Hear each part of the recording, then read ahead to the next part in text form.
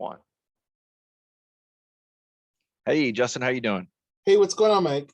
Hey, this is State of the Giants, and this is our very last finale recap and coverage. More of a recap, I guess, or coverage of the boys. This is the the very last episode, and it was called the Instant White Hot For this Wild. season, anyway. Yeah, correct, right. I should have said that. Season three, and boy, it was a ride this season. It Yeah. just like we talked about this when we started this, it's going to be over before we know it, and here we are. Yeah. So kind of going back into this kind of gives us a little bit of everything that we wanted to see, not to completion obviously, because they still got to do their thing, but considering it was on, what were your thoughts on this compared to other episodes in the season? How'd you like it, or not? I think it's just like if this had been I gotta be honest, if this had been like an earlier episode, or some of the things that obviously some of the things couldn't have happened in an earlier episode, but I feel like after Herogasm, the show definitely kind of like climaxed, so to speak, there. And it's just kind of been a little bit of a ride down. So Refractory it was a period. good episode. It was a good episode, but it underwhelmed a bit for me, I think. And we'll talk a little bit more about that as we go on. Yeah, But yeah, as a and whole, good season. I'm interested in watching the fourth season, so it I am did too. that job. Yeah, I agree. Yeah, it definitely did its job, and you're right. Herogasm was just such a, as the kids say, such a banger of an episode. I mean, Yeah. it's really hard to kind of step away from that. But in any case, I'm not even gonna this. We're gonna cheat here, and kind of keep us on point. But having said that, I was there was some surprises still in this, ones that I still didn't see. I will say this, they did a pretty good job of weaving in things that I did not see coming as an audience member. Like, I thought a couple things would go a different way, particularly the Starlight storyline, and and Victoria Newman as well, her story, and you can kind of see like it's in the background with all this. But having said that, I'm just mindlessly flipping around here.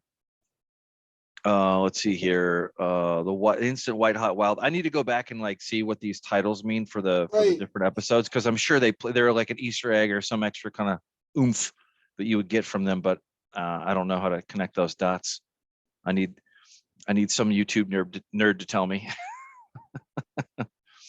Somebody who does it for professional whatever. Just gonna go in here. I'm just trying to find a starting point here. Oh yeah, this was like I guess we could just start with this. So like this alliance with Soldier Boy and Butcher and whatnot unraveled. It Right. completely unraveled when we got down to it. We kind of already knew that anyway. That's where they were headed anyway, because it was always kind of shifty anyway. And from the last episode 7 till now, we find out that Soldier Boy is essentially the dad of Homelander, or it's very strongly implied Right. in there. So that sets up this dichotomy of like, will they, won't they? Will Soldier Boy, when it comes down to it, will he really, take out Homelander? And of course, Queen Maeve was out for a long time. So this was like, it was nice to see kind of everything come back together under that. And then they just have this big battle royale, and they built up to it pretty quick. But we also had some innocence here. And I think probably the biggest surprise for me was what's the little boy's name? The Ryan? Homelander's, yeah, Ryan's that his thing was a kind of a surprise to me. Any other They kind of hinted at something like this potentially happening, because you remember earlier in the season, Butcher, in just a very kind of cruel way, he rejects Ryan. He So does. it's kind of clear that this is the direction that things could potentially move in. I like that in the sense that it was at least calling back to something. It was like calling back to something that happened earlier in the season. I feel like there were a lot of loose threads left at the end of the season. And so at least that was something that kind of felt like it was connected and that story was moving forward. Yeah, yeah. And we find out that Butcher is essentially the clock is ticking on him by the end of the episode. But Right. I wanted to get into one thing that you had mentioned to me. And you were now curious about the power scaling and how that worked. From what aspect were you curious as far as it went for the characters that you were interested in, or what kind of popped up in your mind? What provoked that thought? The fact that and I mean, we're going to talk about this. Obviously, Queen Maeve makes a sacrifice, and we're led to believe that, oh, Queen Maeve has died, but in reality, that's not the case. So it makes me wonder, like, exactly how durable are these people, because they seem essentially invincible. We seen we just kind of see her almost kind of just shake off this tremendous event that's happened, this very physical set of circumstances that she's been in this episode. But and there's a price that's paid there, of course, but the fact that she survived is pretty remarkable. So I just started wondering, like, exactly how powerful all these people, because we have seen them killed. We've seen Soup killed, and we've seen Soups killed by non-Soups. Yes, So, it's kind of I wouldn't say it's haphazard or applied arbitrarily, but there are some things, and from Queen Maeve's, it was kind of implied from season 1 that Queen Maeve, although she is one hell of a tough Soup, doesn't quite have the full total invincibility of Homelander. What I started wondering was, like, is there like a tiering of these superheroes as far as their powers? Obviously, some superheroes have more useful powers than others. That's already been made very clear. But what are Yes. the tiers as far as, like, who are the people who, like, they're basically immortal, they're basically gods, and which ones are people who are just maybe more like elite class athletes that have got a little bit extra going on? Right. Yeah. And we did kind of get a little peek behind the veil a little bit with when Queen Maeve jabbed the metal straw and presumably some durable enough metal into Homelander's ear. And it kind of doesn't really do anything to him per se, but it kind of stuns him a little bit. So I think that essentially is kind of like a callback to Translucent, to like where they might have a very tough outer shell or durability, but if you can somehow, some way get something inside, they seem to be vulnerable from that side. And That would explain Blue Hawk. A-Train dragged him to the point that his skin broke down, and once the skin broke down, you're into the innards, and those are much more fragile. Right. And he was already kind of noted, or he's like, I guess in baseball, there's like farm teams, whatever. He seemed to be like on the farm team, like he's a Soup, but he's not quite there yet. Yeah, he's a low tier Soup. Right. Exactly. Yeah. And you had mentioned and called out kind of the thing of like, there's this thing about the 7, and really there never really is the 7. It's more like the 3 or the 4, like they're always down on that, and that's going to continue because of the direction that Homelander is steering everything. Of course, he's a moron when it comes to big picture things, whatnot. I wanted to get to this too a little bit. We'll save it for a little bit later on with Homelander and like kind of like letting it all hang out. But I was trying to think. Butcher's got a clock. We will be finding out at the end of this season. Butcher has a clock that's ticking on him. And then he's done. Of course, that's from the Temp V. And of course, that doesn't say anything with Huey. And what were your thoughts are when Starlight kind of powered up and like essentially just like So I was expecting something big was going to happen. I think it's Yeah. going to be like a Kamehameha from Dragon Ball or something. And then it's like poof. So that also establishes that her powers are not spectacular either. She has kind of like a sort of a power that's more visually impressive than it is actually able to do anything practical. Right.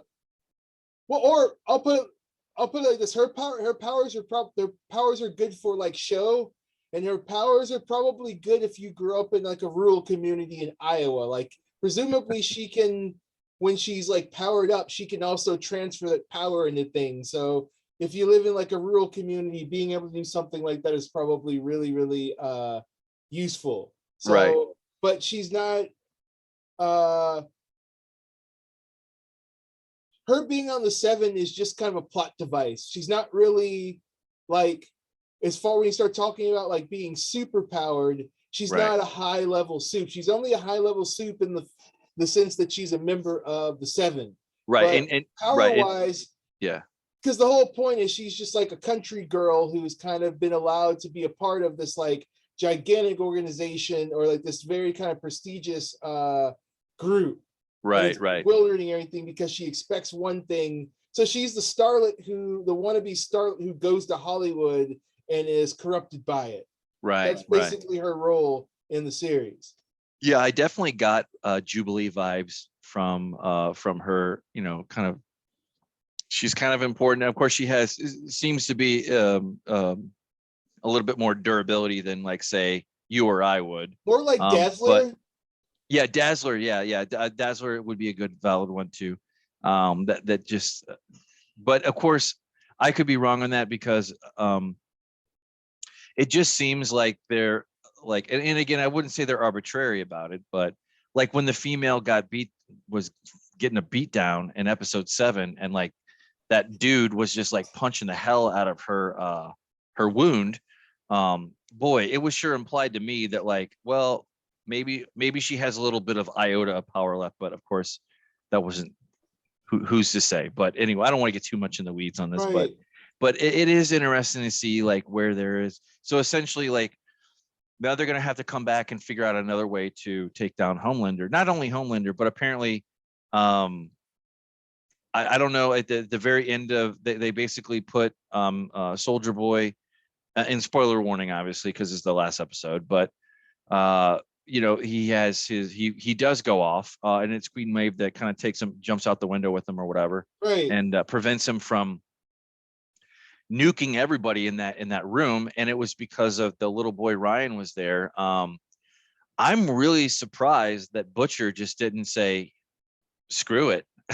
Like it's got to go. Think about But it. If Ryan gets hit with the beam, he's depowered. Now he gets to live a normal life as like a normal boy. That's right, actually a win-win. I read Pinocchio. somewhere that the people who wrote this episode, this was their first time writing an episode. Okay, that And kind of shows. that explains a lot. It's not that it was a bad episode, but there were a couple of things about it that didn't make logical sense. Right, And the whole idea that Butcher is going to say, no, don't depower this guy I want to kill and my like sort of like son who could now live a normal life. Let me fight with Homelander instead. Like right. that was dumb. I have Yeah, to say that was the single largest weakness of this episode. That did not make sense. It was not in line with Butcher's character. right. I know we saw the whole flashback you had, and it's supposed to be like him now being more sensitive, but this is a Right. really, really dumb time to become sensitive, especially when, if you really think about what's about to happen, it's a win-win. Yeah, I just don't see that. I would agree with that, and I would say that this probably invited the most criticism in general. And I just don't see Butcher doing that, like based on what we saw. But of course, that's what we saw is what we saw. But I agree. It doesn't make any sense because just like Pinocchio, he can be a real boy, and move on, and then Actually, you know what? I just realized something. what's that? Just going back to like Queen Maeve, I Mhm. just realized something, and maybe I'm giving them more credit than I should. But you know how in comics, like actual comics, Mhm. we often see situations where we assume that superheroes are dead, but they survive Right. because they're just like super tough. Maybe that's what they were trying to do here. And then also, obviously, later in the episode, we see another soup die. So Mhm. you can also see that yes, soups can die, particularly when someone more powerful than them is involved. So Right. maybe I'm giving the writers of this episode too much credit, but maybe that's what they were trying to get at. Maybe they were trying to replicate that feel in this sort of deconstructive environment where it seems odd, but if we saw it in the comic, we wouldn't think twice about it. Right. And of course, comics are notorious. They're notorious for being completely off the charts with like all of a sudden your superhero has massive powers and can do no wrong. And then all of a sudden the next thing you know, they're like getting blown over like a leaf. Right. So I would assume, I mean, who knows, but yeah, I mean it's set up the thing. And essentially this sets up Starlight to officially join the boys because she had it out with Homelander. It looked like Homelander was gonna, turn her into a hamburger. And she got him on camera, like, because he's still sensitive to that public image, that adoration, that love that he never got as a kid or as a test tube soup, essentially. It's also weird that this group of people who came together because they hate superheroes are totally okay with having a superhero as a member, although I guess they've already had a superhero as a soup as a member, so it's not as big a deal now. Right. It's kind of old hat at this point. But I was like, I think you sent me an article about excuse me, about one of the showrunners talking about yeah. Oh, sorry, what was his name? Eric Kripke. Yeah. That's right. Yeah. Basically that it's implied that Starlight can fly. And maybe we might be taking or judging her powers prematurely, because really, I mean, okay, so like you have X-Men in comic books, again, kind of calling back into comic books. You have some kind of mentor or some kind of person that can train them and hone their powers. Maybe probably the exception being Superman. He never really had that, but other ones like X-Men, whatever. So maybe it's implied that like maybe she's just hasn't, and to be honest with you, like and to do in their favor, in the writer's favor, she hasn't really been a pivotal part of the seven. And essentially I kind of wax and wane with this, but it's like the seven are more show puppets than anything else. She was put on the seven to fill a Lamplighter had to be removed because he was like killing people, and that if it came out that was going to be bad for Vought, so they needed a new member, and they decided that demographically Starlight was a good addition to the team. So the seven is not about like merit, it's about demographics. So so for example, it's heavily implied by several people in the series that the only reason A-Train is on the team is that he's a token. That has been implied by several characters throughout the series, or actually he's been outright told that by people in management, and Homelander never lets him forget that he's just there to fill a demographic. Right, that's it. Yeah, that's a good point. I can't help but wonder if maybe we really just haven't seen diddly squat for like what Starlight can truly do. It just seemed like she could collect the power and all that and charge up or whatever, like Kamehameha, but it would, like maybe it's just about her being able to focus those powers. I'm not sure, but benefit of the doubt, I guess. But apparently she can fly, and this may or may not be exploited. Of course, when these things happen, it's going to be like the next episode. Then she's just going to be flying all the time. And that's what they do in comic books too. So credit to them. I mean, I don't know that for sure, but that's kind of what it feels like. In any case, and we kind of had a little bit of back and forth about this offline. I still kind of feel that like Noir is still they're very funny when they want a character to be dead. You for sure know it. And when you don't know it, they kind of like leave it up in the air. But apparently, I think showing his guts lying on the floor was kind of to let us know that this was going down. Right. And we get to see this whole vision that goes down his head. So they're strongly, because this is what I was referring to earlier. We see Queen Maeve like go through this tremendous thing and she survives, but when the Apex suit attacks Black Noir and attempt to kill him, he's Mhm. going to succeed and Noir is dead. And in that same interview that I sent you, Kripke also says that it's very, no one when the public knows what Black Noir looks like, so it'd be Right. very easy to put someone under the Black Noir mask and no one knows. So Right. I think he joked that they could have Black Noir back next season, played by Nathan Mitchell, who plays Black Noir now. Right. That's true. Yeah. Yeah. So, That is true. Yeah. this It would could be give cool them if an they did. opportunity to go in the comic direction, which I'm not Right. going to get into, but they can go in that direction. I don't think they Right. will. Or remember now that that Annie has quit and Noir is dead and Maeve is now depowered and has left. There are only 3 members of the 7 left, and Homelander's at the apex of his power inside the company. So Right. I assume that next season, one of the storylines is going to be him assembling a new 7, but it's going to be a 7 where he gets to pick everyone. Demographics doesn't care about that. And he's going to get, presumably he's going to get people who are competent, but they're going to be yes men.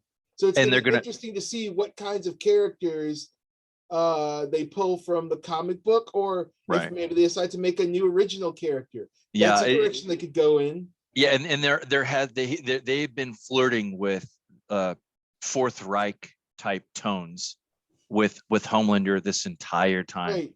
And it's not so much I don't know how to approach that without getting into the weeds, but to kind of zoom back a little bit, it's more about him being a god than anything else. And I would say this too with Noir, if it is true that Black Noir is dead, and you kind of hit the nail on the head, which reminded me, his guts were out. Yeah. So that just goes back to the whole theory of, okay, go ahead and try to like use a knife or a gun and you won't be able to pierce their skin. But if somehow, some way you can get into an orifice and hit those internal organs, you're going to be doing they are vulnerable from the inside out, essentially, is what they're saying. If that's true, do you know what? That means that Termite was really the most powerful soup on the planet until he died. Because he could make himself really small, go inside of somebody, and then return to normal size. So while he was alive, he was secretly the most powerful soup in the universe. That's very true. Like he had the PEM particle, so to speak, to do that. Where did he die? I can't remember if he actually. I think he got like squashed. Okay. During Herogasm, I'm pretty sure he died. That's what I thought too, but I can't remember. But it's been, this is the thing, and I don't want to rewatch everything right now because I want to be able to revisit it and kind of go through. Yeah, and kind of going back to the main point. I think we covered pretty much everything else. I'll flip through a couple other pictures to kind of remind us. Okay, this is kind of on the billhead here. Yeah, where they're not being on the nose at all about this, by the way. Yeah, no, they're not. No, they're not. No. Yeah, and we kind of talked about this a little bit here and there, but like I don't really believe that people were, they didn't know, they couldn't connect the dots and see like one analog to our world to their world. I don't. False outrage. Right. Well, and let's be honest. This kind of goes back to 21st century PR, which is even negative attention is good attention. It doesn't matter how negative it is. There's some kind of way to spin it into like whatever. But anyway, speaking of that, yeah. I want to divert a little bit. This is going to sound really out there, and it's very possible that things are exactly like we were told. But remember when, like, apparently early in the year, Anthony Starr, who plays Homelander, was arrested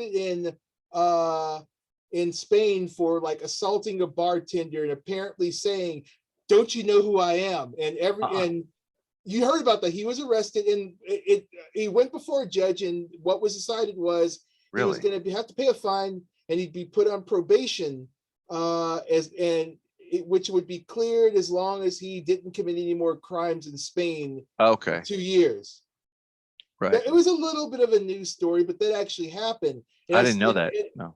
I started, and we started seeing lots of posts about people saying, so maybe that's why he's able to play this character this way. And I started wondering, what if that whole arrest was also Oh, a publicity stunt? Have it take interesting. place in another country where you don't have Where it doesn't Freedom really of matter. Information Acts. Right. Because if they tried that in the States, there'd be Freedom of Information Acts. It would get found out. But Oh yeah. and he didn't That's a have to good go to point. prison or anything, but it raised his profile and it lends this idea that maybe this person playing this character is also really like the character, and that's why he's so good at playing the character. Would Interesting. that not be crazy? And we know we've seen that they're willing to do all kinds of stuff to market this show. So Oh I'm not yeah. saying that's what happened, but like I wouldn't be surprised if I found out that was all a publicity stunt too. I would, in this day and age, with the way that everything we've been through, I would not put it past them. And if they do, or if they did do something like that, I would not find that shocking. I am the more the marketing, it kind of reminds me a little bit, and this is back in the day, but if you remember Blair Witch, Yeah. and if you remember, like when that came out, of course that could never happen again today because of how connected everything is, but it was kind of like waltzed about as this kind of semi documentary, kind of like maybe it happened, maybe it did. There was a good amount of mystery that they were able to kind of put around it, and that's kind of the same feeling that I get with that, but with this in general, because you just never know. Putting it past them, like, of course, it's hilarious. But I wanted to kind of touch on, and now I'll go through a couple more photos just so I don't forget anything. I think this is all kind of this stuff. The way that Soldier Boy was thrown back on ice was also a little bit lame. It's like there was a lot of sacrifice that went into getting Soldier Boy out, and then he just back on ice, Grandpa. Yeah. Yeah, pretty much. And I was gonna say, like, okay, this is the famous, this is the pivotal scene, like where he just puts the helmet down and this is business, and like, you guys better get in line or whatever, otherwise I'll destroy you or whatever.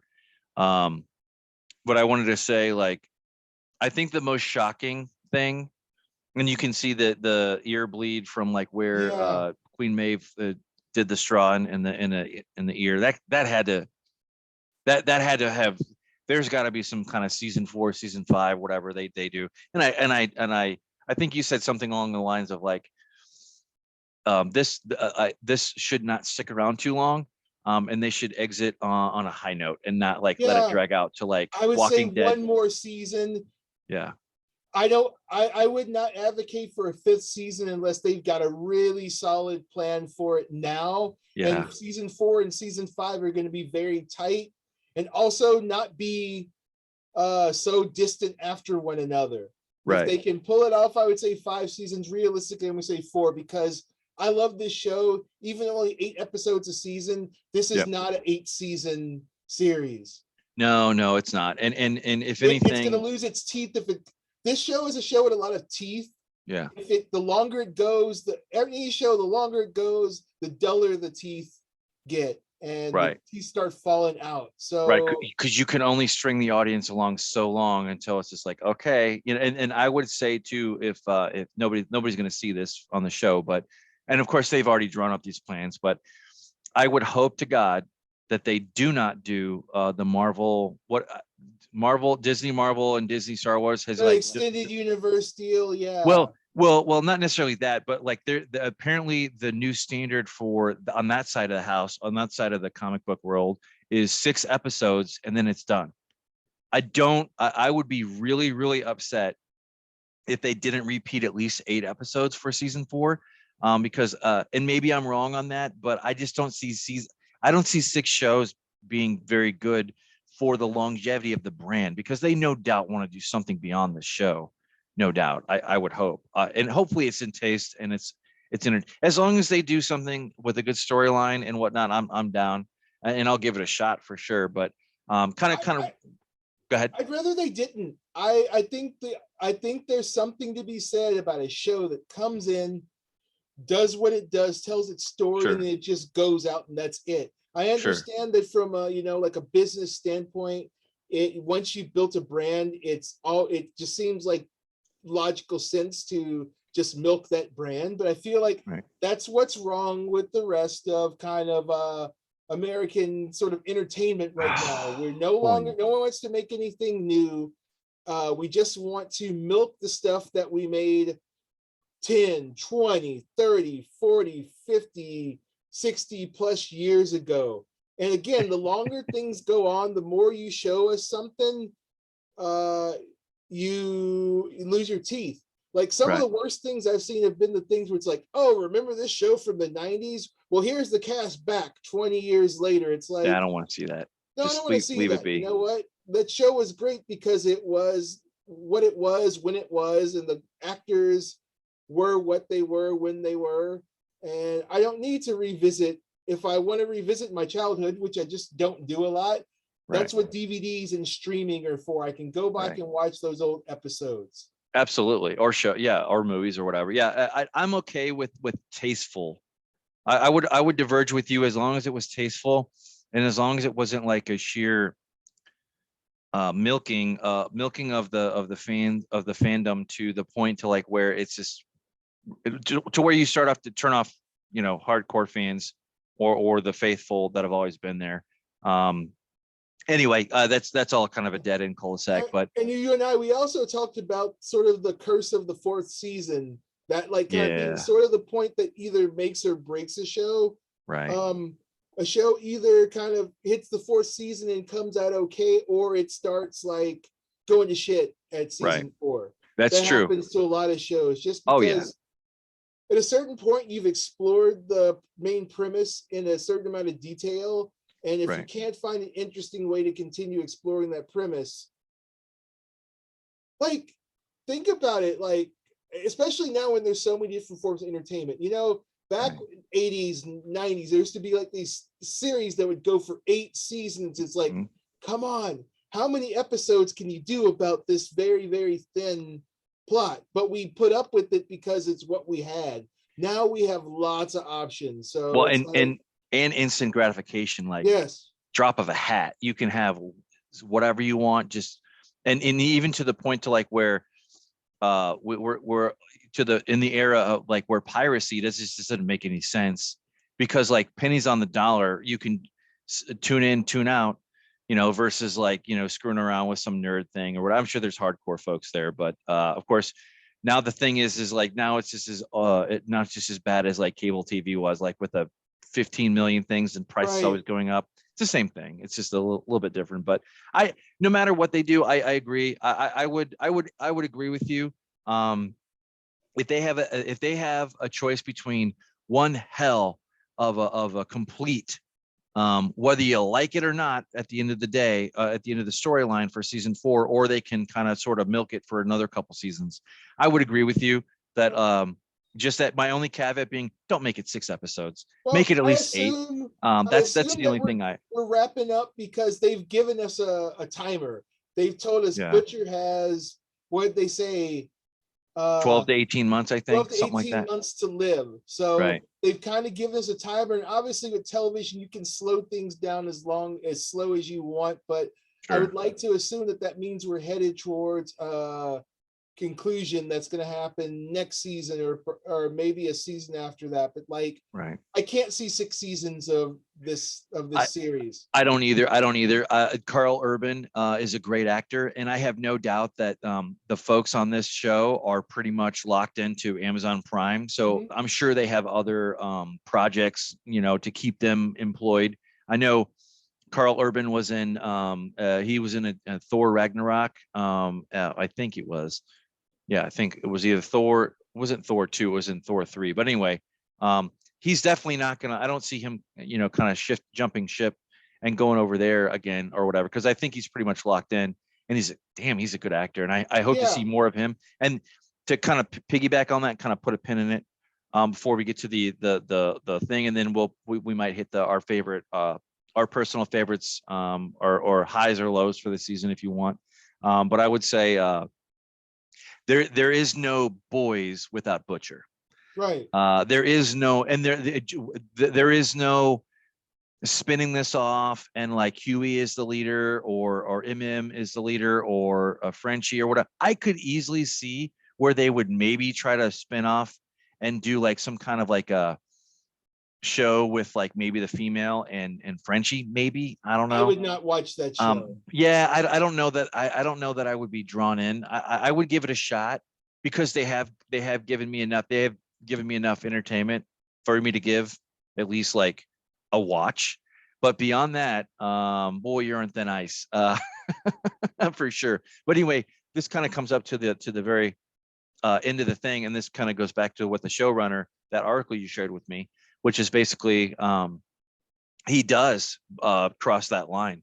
He crosses the Rubicon, as it were. I know you and I are big Roman history nerds, but he crosses that Rubicon. And what I'm talking about is there is a scene where there's a Newman supporter, a snowflake or whatever, a lib or what, I don't know, whatever. Like what they actually do that. They kind of imply the sides, but aside from that, like he straight up, see that one supporter throws a can of whatever and hits Ryan, because in the middle of a pro Homelander supporting crowd, and everybody kind of stops, and then Homelander just straight up makes his head explode.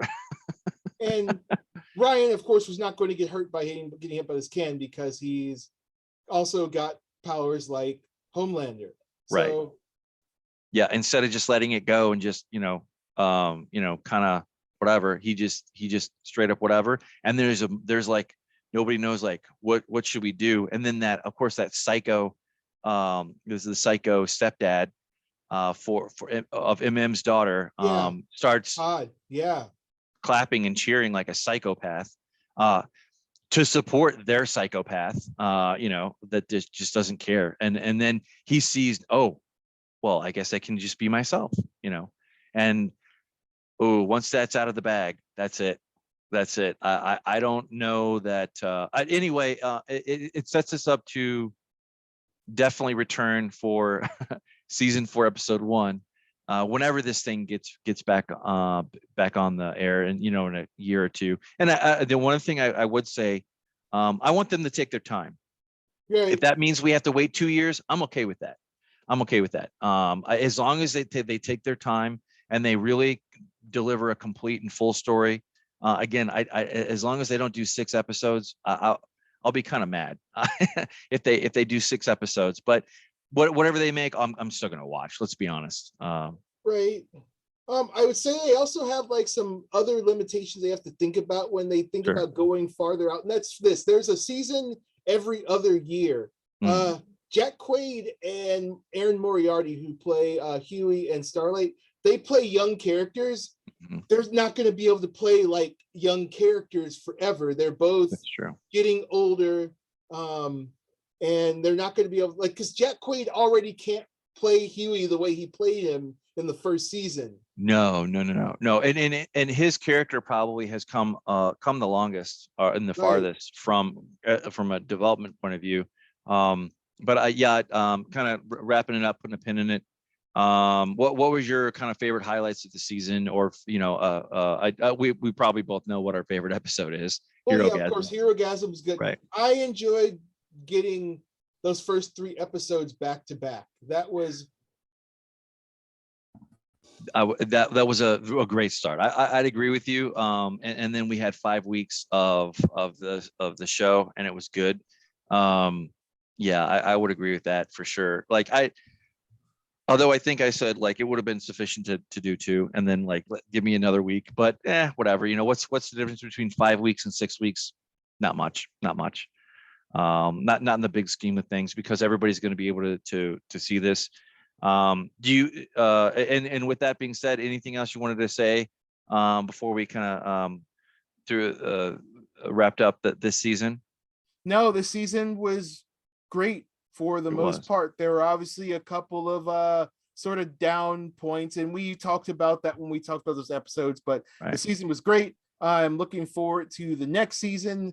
There's been talk about some of the characters from the comic that might show up, and people speculating how those characters might be kind of changed for the aesthetic and the dynamic of the show. And I'm just looking forward to it. So Indeed. hoping I'm still around to watch The Boys season 4 in probably 2024. Yeah, yeah, and that's okay. That's okay. That's okay. And it would be kind of funny because 2024 is going to be a very interesting year for politics in the real world. So I wouldn't be surprised if they tried to capitalize on that some way, somehow, maybe. Who knows? Who knows? Who knows? But in any case, I did find an article that I wanted to share to kind of before, and we don't really cover news too much, but I read this and it was on point, and I don't know anything about this comic. I do another. Yeah. This basically is and I didn't share it with you beforehand, but in any case, Amazon Prime has found another comic book adaptation that they've snapped up the rights to and will be doing something with in the not too distant future, and that is basically 8 Billion Genies. And the premise is it's a newer comic book. I haven't read it, and even literally the first issue just came out a few weeks ago, it seems. Right. It's like, very new. I think, yeah, so it's very new. So it's very interesting. It's very interesting. It's amazing that they picked that up, but just like hearing about the premise, I remember hearing like, that sounds like something that's going to end up on Netflix. That sounds like something that was written to end up on Netflix. It wasn't really meant to be a comic. The comic is just going to be kind of a storyboard for the writers of the series to work off of. Yeah, it'll be interesting to see what they do with it, but apparently, I have high hopes that I don't know anything about this comic book. I don't know other than the very, very, very rough idea of the bigger plot. But and even my and on my other podcast, like I have a friend that just knows comic books inside and out, and even he doesn't. He's like, his opinion was, I might read it. It wasn't something that like really stands out or grabbed his attention. So we'll see. But of course, The Boys was a hit in the comic book in certain circles. It wasn't like a smash, wide ranging one. It was more of like a comic books fan comic book type thing. Same thing. I think Invincible is a little bit more closer to the comic book storyline than The Boys. But in any case, I thought it was interesting. And I'm glad to see that they do. I do hope that they pick up other comic books. They seem to have a knack for it. I just hope they seem to be a good steward of IP. But aside from that, not much other to say to kind of wrap it up. But damn, this was a good season. But it felt really. It actually somehow it felt shorter than the other seasons. Yeah. That's a good point. Which is weird because I binged the other 2 seasons, but somehow this season actually felt shorter, despite it was being something I was watching week to week. Right. It was really nice having appointment viewing, though. It was really nice having something that I looked forward to every week because it had been a while. Yeah, and I guess I was complaining about the 8 seasons, but in any case, it would be it's a damn good show, and it's a shame that there can't be more good quality shows like that to kind of draw you in, because I know you're like me. I'm very picky when I want to spend my time watching something. I don't want to have it wasted by like filler at all, and I'm no different than anybody else. But in any case, this is 2 thumbs up and a huge recommend from us at State of the Giants. And if you haven't watched any of this, good for you, because you're in for a treat if you can stomach a little bit of gore and a little bit of very adult centric humor. This is not for kids at all. No. Not even for teenagers, I would say. But that's up to the discretion of whoever's watching it. But damn, this was a damn good season. And I hope they don't write it into the ground. That's just the big thing, but I don't think they will. I think they'll be fine. But Yeah, aside from that, yeah, and I was gonna say, did they repeat? Okay, they did the repeat. I was gonna say. Apparently I don't have a very good memory because they did the same thing. They released 3 episodes in season 2 and did the same thing, same pattern. So that's on me for Okay. not knowing that. But of course, when I ran into it, it was a complete surprise. It was just a nice, pleasant surprise. But this has been Mike. And I'm Justin. And well, we are looking to expand our podcast and to come back next week or next couple weeks. But we hope if you like what we're doing, you want to, if you have a suggestion for things you want us to cover, or series that nobody really knows about that are that are going to blow up or are very good to watch, let us know. We'd love to hear about it. But with that being said, comment, like, subscribe, and we'll see you. We'll see you in the future. Peace. Thank you.